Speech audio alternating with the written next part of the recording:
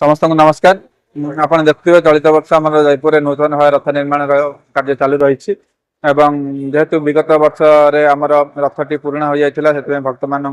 रथ टाणिबार असुविधार सम्मुखीन होगा पड़ूला से आम चलित वर्ष नुआ रथ निर्माण करने निमंते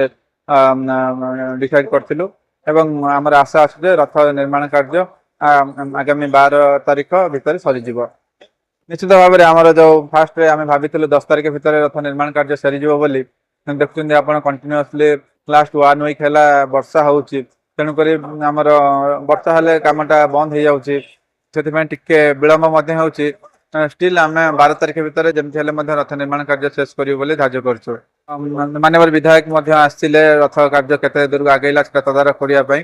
आमर एथर नूतन रथ जो निर्माण कर रथर चौड़ाटा बढ़ी गत वर्ष आम 25 फुट थी 28 फुट हो हाइट पुराणा रथ आम 40 फुट थी यहाँ 44 फुट हो 42 ରୁ 44 फुट भर रक गुड़े देखिए आपण पुरी रे जमती महाप्रभु श्री जगन्नाथ रथ जो चक अच्छी से मॉडल रे नुआ चक तैयारी करा जायछि तेणुक आम आशा करूँ एथर भक्त मान निश्चित भाव सुरपुर भगवान श्री जगन्नाथ को नूतन रथ यात्रा कर सौभाग्य प्राप्त लाभ करेंगे। चलित वर्ष आमर किसी मुवेबल टॉयलेट्स रहिबो जो दूर दूरांतर आसुचंती भक्त माने दर्शन करने आम्बुलांस व्यवस्था करा जिवो ए विषय आमर सब कलेक्टर जयपुर सार गोटे मीटिंग डाकी विभिन्न डिपार्टमेंट सहित आईन श्रृंखला व्यवस्था पार्किंग व्यवस्था सब विषय भाव में आलोचना कर से अनुसार आम समस्त प्रकार प्रस्तुति जारी रही।